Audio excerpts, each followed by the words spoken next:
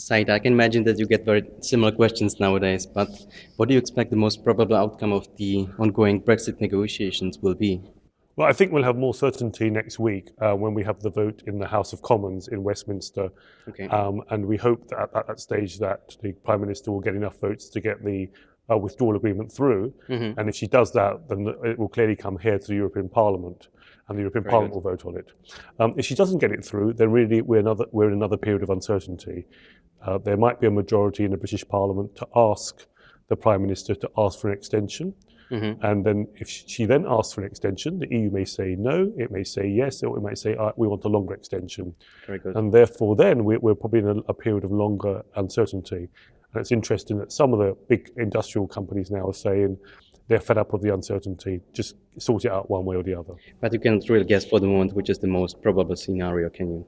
No, not really. It's very close. I think she's getting more support for the Prime Minister to get more support for her deal. But we don't know whether the Prime Minister has enough votes to get it across the line yet. Said, let me ask you one more question. Because both our parties, the Conservative and my ODS, they've always worked quite closely together, and we both advocated zero tariff deals. So what we could do in our situation right now to avoid negative effects for both the Czech and the British industry once the UK will have left the European Union?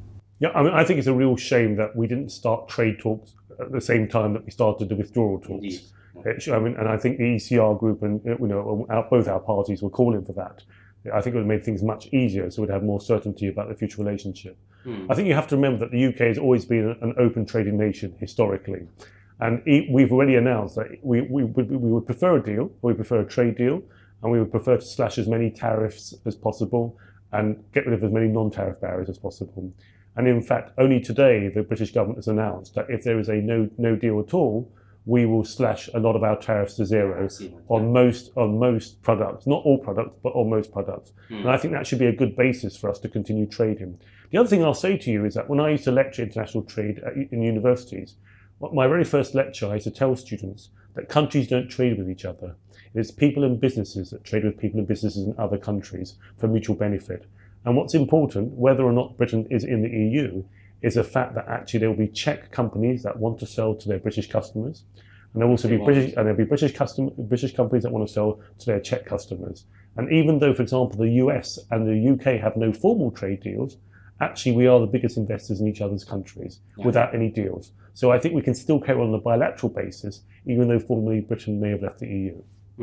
It could even be a big broader basis. You might know that together with the MEPs Matthews, Garrick and Rebezos, we are trying to revoke the Hanseatic principles and to create an informal, future-oriented platform, especially for this reason, so that companies, yours and in my country, could exchange their views during the future trade talks. Well, the intention is quite simple. We would like to get the best possible outcome for us all.